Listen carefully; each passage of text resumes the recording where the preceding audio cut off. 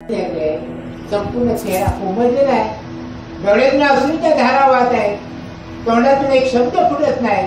पण आपण घडलेली वस्तुस्थिती, घडलेली गोष्ट आपण डोळ्याने पाहिली आहे की दादाला पांडवाला सांगायला पाहिजे, परंतु त्याच्या तोंडातून एक शब्द उमटत नाही. अशी परिस्थिती त्या अर्जुनाची झाली. ऐसे अर्जुनाची स्थिती पाहून येतो पृथ्वीपती, चिंताक्रांत होणी चित्ते अतिशय घाबरला. आणि अशा प्रकारे अरे ज्या अर्जुनाचा कोणी युद्धामध्ये हात पकडला नाही, की त्या अर्जुनाने सर्व युद्ध एका हाताने बाणाने जिंकले होते. आणि असा हा अर्जुन, आणि त्याचा चेहरा पाहिल्यानंतर धर्मराजाच्या मनात चिंता उत्पन्न झाली की आधी अर्जुनाला झालं काय, अर्जुनाची परिस्थिती अशी काय झाली. अशा प्रकारे धर्मराजा आता मनातून अतिशय घाबरलेला आहे. आणि घाबरलेला होऊन त्या धर्मराजाला अतिशय चिंता लागली आहे. आणि धर्म म्हणे ग अर्जुना सुखी आहे ती यादवा, तव नित्य श्वासवदना जिमलान तथा. आणि म्हणून धर्मराजा बोलत आले, अर्जुना सतत तुझा हसणारा चेहरा आज स्थिरावलेला आहे का, तुझा अधोमुख आलेला आहे, तुझं काय झालेलं आहे. अशा परिस्थितीत तू काय आमच्याकडे बघत आहे की आम्हाला सुद्धा आता चिंता सुटली आहे की तुझी अशी स्थिती पाहून आता धर्मराजा बोलत आहे. कोणी तुझीचे अपमानिले की कोणी अर्जुना निर्वीस केले, तनुख कमल दिन झाले किंकार सांग. अरे म्हणून तर अर्जुना बोलत तुझा आज मुख कमल कुठल्या कारणाने अधोगत झाला आहे की तुला त्या गार्जेमध्ये कोण निर्बंधले आहे, तो तुझी कुणी निंदा केली आहे का. कारण तू सतत हसणारा तुझा चेहरा आज अतिशय चेहरा पडलेला आहे, हे पाहून आम्हाला सुद्धा अतिशय भीती वाटली आहे. अशा प्रकारे धर्मराजाच्या अर्जुनाला बोलत आहे. ऐसे धर्माचे ऐकून वचन सद्गीत झाला असे अर्जुन, उदरातून एक भाषण काही केल्या उमटेना. आणि अशा प्रकारे त्या अर्जुनाला प्रश्न धर्मराजा विचारत आहे. धर्मराजा विचारत असताना अर्जुनाला सांगावं असं वाटत आहे की मी जे जे काय पाहिलं, परंतु त्याच्या तोंडातून एक शब्द बाहेर पडत नाही. एखादा माणूस अतिशय घाबरलेला असल्यानंतर त्याला बोलण्याची इच्छा असतो, पण तो इतका मनस्थितीने घाबरलेला असतो की त्याच्या तोंडातून शब्द बाहेर पडत नाही. तीच स्थिती त्या अर्जुनाची राहिली आहे. नेत्री झालेल्या सुधारा सर्वांग माझी कंपा धरता, नाशिकाद्वारे हे वाद शब्द झाल्या सर्व. आणि अशा प्रकारे त्या अर्जुनाच्या आणि डोळ्यातून अश्रूच्या धारा वाहू लागल्या, अंग थरथर कापायला लागलाय, नाकातून फक्त श्वासोच्छ्वास बाहेर पडत आहे, परंतु बोलण्यासाठी त्याची जीभ उलटत नाही. अशी परिस्थिती त्या अर्जुनाची झाली. ऐसे पाहुणी धर्मराज म्हणे अर्जुना काय झाले आज, गंभीर चित्त तुझे सज कोणत्या दुःखी बुडाले. आणि म्हणून धर्मराजा बोलत आहे की अरे अर्जुना आपलं झालं तरी काय, तुझं जे चित्त आहे, तुझं जे मन आहे ते कुठे स्थिर झालेलं आहे की तुझी अशी परिस्थिती काय निर्माण झाली आहे. अरे तू सांगशील तेव्हा आम्हाला समजे ना की काय परिस्थिती आहे, तू सांगत नाही, त्यामुळे आम्हाला सुद्धा अतिशय भीती वाटलेली आहे. असं तो अर्जुन बोलत आहे. ऐशी धर्मरायाची वाणी श्रवण करुणी सुभद्रायाने, अंतरा माझी गैवरुणी आक्रंदणी बोलत असे. आणि अशा प्रकारे असा सुभद्रेचा पती असा अर्जुन आधी बोलण्यासाठी प्रयत्न करत आहे, पण आपण काहीतरी बोलायलाच पाहिजे. आणि बोलल्याशिवाय आपल्या भावनांना समजणार नाही.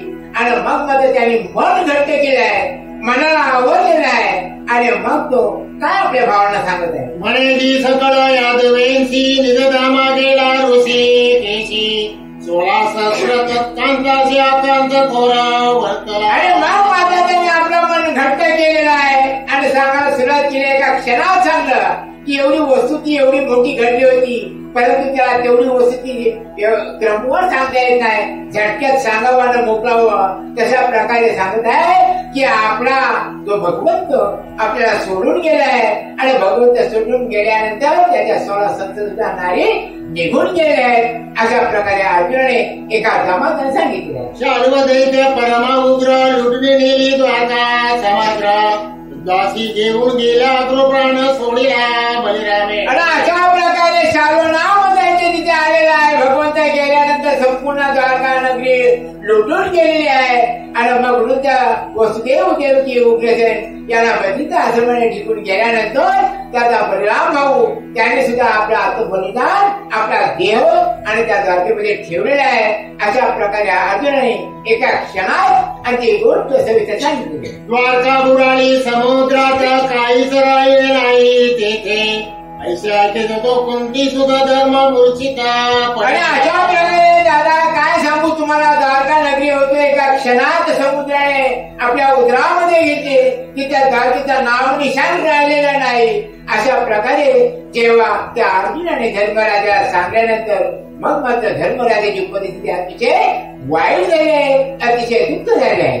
आणि भीमादी तेव्हा क्रंदती समस्त लोक आकांता करीती नरनारीचे शोभे जगती विरूप आहे सर्व. अशा प्रकारे आणि अर्जुनाने सांगल्यानंतर मग सर्व भावंडांना सर्व तिथे लोक होते त्यांना सुद्धा अतिशय दुःख दिले आहेत, आक्रंदक आहेत. आणि एवढे ते आक्रोश दुःख करीत आहेत की त्या आक्रोशाने पृथ्वी सुद्धा गडबडायला लागली आहे, अशी स्थिती निर्माण झाली. श्रीकृष्णाचा दीर्घविराह द्रौपदीचे झाला दुस नेत्री चालले असू प्रवाही केला आटोपती. आणि अशा प्रकारे जेव्हा अर्जुनाने सांगल्यानंतर तिथे द्रौपदी होती आणि द्रौपदी होती, द्रौपदीला काय दुःख झाले आहे की शेवटपर्यंत त्या द्रौपदीचं आणि संरक्षण भगवंताने केलं होतं. द्रौपदीने हाक मारावी आणि भगवंत धावत यावा अशी परिस्थिती निर्माण होती. एवढ्या भाव आणि भक्ती आणि त्या द्रौपदीकडे होता आणि म्हणून भगवंता द्रौपदीकडे झुकलेला होता. पण लोकांना काही समजला होता की भगवंताच्या दोन बहिणी, एक सखी सुभद्रा आणि मानलेली द्रौपदी, पण द्रौपदीकडेच भगवंताचा जात होता, द्रौपदीकडेच त्याचा वश होता. हा लोकांचा एक समज दूर करण्यासाठी भगवंताने एक नाटक रचला आणि त्याने आपल्या हाताची कळवणी कापली आणि कळवणी कापून सुभद्रेचा मारा केला. आणि सुभद्रे सांगली सुभद्रे ताई माझ्या कळवणी कापलेली आहे, रक्त करत आहे, तो काहीतरी चिनी दे. आता भगवंताची बहीण होती सुभद्रा. आता भगवंताची बहीण आल्यानंतर तिला साड्यांचा काय तोटा आहे काय? आता आपल्या कलियुगामध्ये आता आपल्या भगिनी आहेत, स्त्री आहेत, त्यांच्याकडे काय साड्यांचा तोटा आहे का? बॅगा कपाटा किती बनलेल्या आहेत. तर भगवंताची बहीण म्हटल्यानंतर तिच्याकडे किती साड्या असतील, पण तिने ही साडी करायची, त्या रंग चांगला आहे, किनार चांगले आहे, असं करता करता अर्धा तास झाला. पण त्या सुभद्रेला काय चिंधी दिल्याने नाही.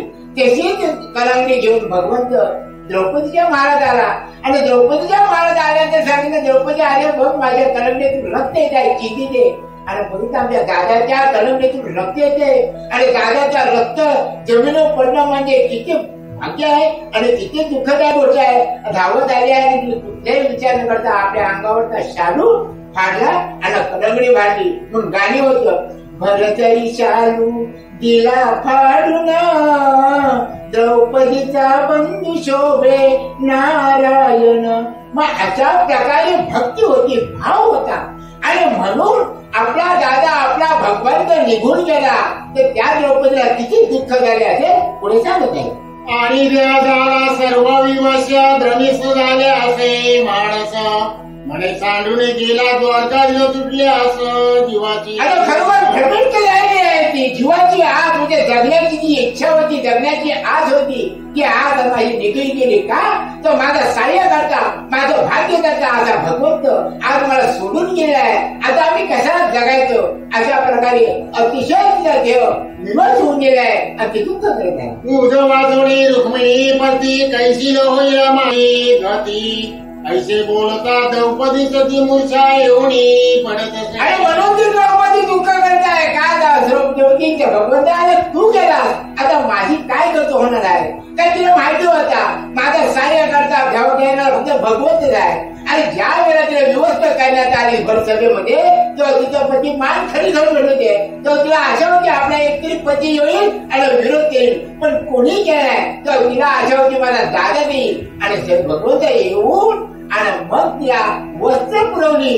असा हा माझा दादा निघून गेलेला आहे, आता मी जगून काय करू? अशा प्रकारे द्रौपदी अतिशय शोक करत आहे. पुन्हा होणी सावधान धावस ऐसे वदोडा दरिद्रीवरती अंगठा गुण गडबडा लोळे दुःखाने. आणि अशा प्रकारे ती अतिशय दुःखी झाले, गडबड्या धरून म्हणून लोळत आहेत, उठत आहेत, परंतु भगवंताचा धाव धाव धाव धाव आणि या संकटातून आम्हाला मोकळे कर अशा प्रकारे भ्रमित झाले आहे आणि भ्रमित होऊन गडबड्या लोळत आहे. वैशाखा माझी उष्ण काळी सूर्यकिरण माझी भूमंडळे जीवनाविना मृद माझली जैसे अत्यंत माझ्याकडे एक दृष्टांत लागलाय द्रौपदीने. काय द्रौपदी दृष्टांत लागलाय काय की त्याच्या प्रकारे आज उष्णता किती वाढली आहे, किती उन्हाळा वाढली आहे आणि या उन्हाळ्यामध्ये एका डबक्यात जर पाणी आटलं, त्या पाण्यात जर मासा आटला तर तो तशा प्रकारे तडफडतो.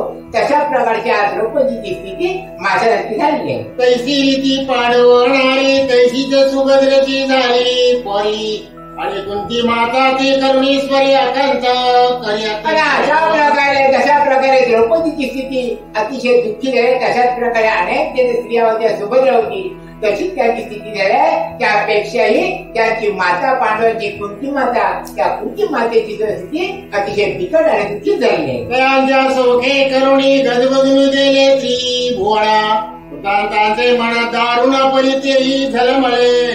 आणि इकडं आक्रोश झालाय, दुःखात झालाय की त्या आक्रोशाने दुःखाने त्रिभुवन डलमला लागले आहे अशी परिस्थिती निर्माण झाली आहे. द्रौपदी सुभद्रा दोघी जणी देह टाकिता तेव्हा धरणी नाना परीचे विलाप करुणी शोक करीते आक्रोश. अशा प्रकारे द्रौपदी सुभद्रा धरणीवर अंग टाकत दुःख करत नाना तऱ्हेचे शोक करत आहेत. दुःख एकदम शेवटपर्यंत ज्याने आमचं संरक्षण केलं तो संरक्षण करता निघून गेलाय. आता आम्ही कोणाच्या आशेवर जगायचो अशा पद्धतीने ते दुःखानं करीत. मनदी देवा त्राई त्राई जीवाची कैसे सांडळी सोयी कृष्णा मी करावे काही तुझं वाचोणी बंधुरा. अरे म्हणून बंधुरा भगवंता आता आमची जीवाची जी आस होती करण्याची ती आस निघून गेल्या. अरे भगवंता तू निघून गेल्यानंतर आता या आम्हाला जीवन नको आहे आणि आम्हाला जीवन नको. आता आमचा सुद्धा इथं घात व्हावा, आमचं सुद्धा इथं जीवन संपावं अशा प्रकारे ते शोकाने करत. ग्रामवासी सकळ नारी समजावी ती नाना परी म्हणती उभे राहून शंभरी सांगा सत्वरी काय. आणि अशा प्रकारे एवढा शोक झाला. आता संपूर्ण हकीकत संपूर्ण हस्तिनापुरात पसरलेली आहे की पांडवांच्या घरी आता हे शोक आणि आक्रोश कशा प्रकारचा आहे. त्याच्या प्रकारे एखाद्या घरात अचानक मनुष्य आपल्याला सोडून गेल्यानंतर आज दादा सुद्धा निघून गेले, अचानक गेले, कोणाला न कळता. अरे त्याने लग्न पूजा केली, अतिशय सुंदर असा कार्यक्रम होता, पार करून गेला, कोणाचं मनी काही नव्हतं आणि अचानक गेल्यानंतर यांच्या आपल्या घरावर एक प्रकार तुमचं संकट पडलं. त्याच पद्धतीने भगवंत निघून गेल्यानंतर पांडवांच्या घरात जेव्हा संकट पडलं तेव्हा हस्तिनापुरात बातमी पसरली, सर्व लोक धावून आलेले आहे. काय झालं आम्हाला थोडक्यात तरी सांगा अशा प्रकारे तो देव. मग द्रौपदी बोळे वचन काय मी सांगू तुम्हाला गुणा माझे अंतरामादी तीक्ष्ण विरबाले टोचिती. आणि अशा प्रकारे जेव्हा त्यांचा सांगत असताना द्रौपदी तुम्हाला काय सांगू. अरे मला जर दुःख जायचं दुःख कोणीही दूर करू शकणार नाही. माझ्या हृदयामध्ये भाला टोचत आहे, तलवारचे टोक लागले, एवढा विरोध झालेला आहे की ते सांगू शकत नाही अशी ती द्रौपदी बोलत आहे. काय मी सांगू तुम्हाला आजवरी जो रक्षिता मासी तो आज कृष्ण ऋषिकेशी मज लागी अंतर. अरे म्हणून द्रौपदी शेवटी सांगणं भाग आहे. काय सांगू तुम्हाला, आजपर्यंत ज्याने आमचं संरक्षण केलं, आजपर्यंत आम्हाला दुःखातून बाहेर काढलं, संकटातून बाहेर काढलं, असा आमचा ऋषिकेश असा भगवंत आम्हाला सोडून गेलेला आहे अशी ती द्रौपदी सांगत आहे. कौरवी लक्षात गृह झालेले तेव्हा पांडवा विवारी रक्षले वस्त्र आणि सांभाळलेले सत्व माझे ज्याने. अरे जेव्हा आम्हाला आणि लाक्षागृहामध्ये जाण्याचा प्रयत्न केला कौरवाई तेव्हा भगवंत तुझा दावा केल्यानंतर आणि त्या संकटातून आम्हाला बाहेर काढलं. माझं वस्त्र हरण करत असताना तू धावत येऊन माझी लज्जा राखली अशा प्रकारे द्रौपदी दुःखाने बोलत आहे. अकाली अन्न मागावयाची क्रोधी आला दुर्वास ऋषी धावणे ऋषिकेशी सत्य रक्षिता. आणि अशा प्रकारे अचानक अकाली त्या सूर्याची थाळी आणि द्रौपदीने तपस्या करून मागली होती आणि सूर्याच्या थाळीतून त्याला एक पाहिजे तेवढं भोजन द्रौपदी देत होती. आणि अशा वेळेला जेवण आटोपलेल्यानंतर ती थाळी उघडी टाकायची होती आणि मग जेवण संपलं म्हणजे जेवण मिळणार आहे. आणि अशा वेळी जेवण झाल्यानंतर क्रोधित दुर्वासूंची आपले 1000 शिष्यांचं तिथे आलेलं आहे आणि सांगितलं आता आम्हाला जेवण पाहिजे. द्रौपदी घाबरली, काय करायचं? आता जेवण झालेलं आहे, खाली उकळी घातली आहे, आता जेवण मिळू शकत नाही. आणि मग मात्र तिने भगवंताचा श्रीकृष्णाचा धावा केला आणि धावत येऊन या संकटातून त्याने आम्हाला बाहेर काढलंय. असा भगवंत आज आम्हाला सोडून गेलेला आहे अशी ती द्रौपदी सर्व लोकांना सांगत आहे. तेथे आम्हा पडते अडचणी तेथे सत्वर सवे येऊनी जो विघ्न वारी सारंग पाणी तो आज टाकुणी गेला. अशा प्रकारे विघ्नांचा नाश करणारा ज्या ज्या वेळेला आमच्यावर संकट येत होती त्या त्या वेळेला भगवंताचा निदान नामस्मरण केल्यानंतर किती नामन किती ताकद आहे हा सांगण्यात एक तात्पर्य. भगवंताचं नामस्मरण लय महत्वाचं आहे आणि जे नामस्मरण करील ते संकटाचं निवारण करणार नक्कीच. अशा प्रकारे ज्या ज्या वेळेला विघ्न येत होती संकट येते त्याच्यानंतर नामस्मरण केल्यानंतर त्या विघ्नांचा संकटाचा नाश करणारा असा भगवंत आम्हाला सोडून गेलेला आहे असं ते सांगत आहे. आता बोलावू कोणाचं कोण वाढील मामा संकटाचं आता माझी या मनाची असं कैसी पूर्ण होईल. अशा वेळेला आता भगवंत निघून गेला, दादा निघून गेला तर आता पुढे येणारे जे संकट आहे ते संकट आल्यानंतर मी कोणाला हात मागू, कोणाला धावा करू आणि संकटातून आम्ही बाहेर पडू अशा प्रकारे द्रौपदी बोलतात. संकट देखुनी श्रीकृष्ण धावून देत असे अलिंगण याचे पाहता सुवास्य वदन वाटे समाधान. अशा प्रकारे किती मोठं संकट असू दे भगवंत आले की पहिला आम्हाला आलिंगन द्यायचं, भेट द्यायचं आणि मग ते संकटाचं निवारण करायचं असा माझा भगवंत होता अशी ती द्रौपदी बोलतात. आता बंधूंची तुटली असं आता क्षेम देऊ कोणाचं आज माझी या मायेच काठी लागली सर्व. आणि अशा प्रकारे आज माझ्या बंधूची भावाची आस तुटलेली आहे, काटा तूट झालेली आहे आणि ज्या ज्या वेळेने बंधूची आठवण करत होतो त्या ते धावत येत होते. आता माझ्या बंधूची कुठल्या आठवणीची माझी आस होती, जगण्याची इच्छा होती ती संपूर्ण अशा तुटून पडलेली आहे अशी द्रौपदी बोलली. आज माझा आधार मोडला सागरा माझी ठेवा बुडाला सहोदर माझा अंतरला नाहीचा झाला मजला. माझ्या प्रकार जो मला आधार होता भगवंताचा तो आधार तसा मोडून टाकलाय. एखादी वस्तू जर सागरात पडली समुद्रात पडली तर ती मिळू शकत नाही तशा प्रकारची आज स्थिती निर्माण झाली आहे. आणि अशा प्रकारे ज्या माझ्या अंतर होतं त्या अंतर करणारा आज अतिशय दुःख झालंय अशी ती द्रौपदी सांगत आहे. दादा गेला येथे बोलणा की निर्दामाशी जाईना माझे कल्पितसे मन काळांतर होईल. अशा प्रकारे जेव्हा कलियुग प्रारंभ झाला होता दादाला बोलत तेव्हा दादा बोलत होता की मी जगावर जाईल, मी ज्या ठिकाणावर आलोय मी त्या ठिकाणावर जाणार आहे असं बोललो होतो. पण माझं मन कल्पित दादा असं बोलून खरं करून दाखवेल काय, परंतु नाही त्या भगवंताने दादाने हे खरून दाखवलेलं आहे अशी ती द्रौपदी. परीक्षेने तातड केली बाळी मजकारीने सांडले दोरी आता माझा गेला कैवारी पुन्हा दृष्टी पडेला. अशा प्रकारे भगवंताने तातडीने घाई केली आणि घाई केल्यामुळे भगवंत निघून गेलाय. आता ती काय वेळेला आता निघून येणार नाही अशी द्रौपदी बोलतात. ऐसे बोलणे आक्रंदक पुन्हा भूमीचे अंगा टाकीत अति दुःखे विलाप करीत कृष्ण नाम घेऊन या. अशा प्रकारे आणि ती वेळोवेळी भगवंताचा नामस्मरणाचे आक्रोश करत आहेत, वेळेवर धनीवर अंग टाकत आहेत अशी स्थिती त्या द्रौपदीची झाली. म्हणा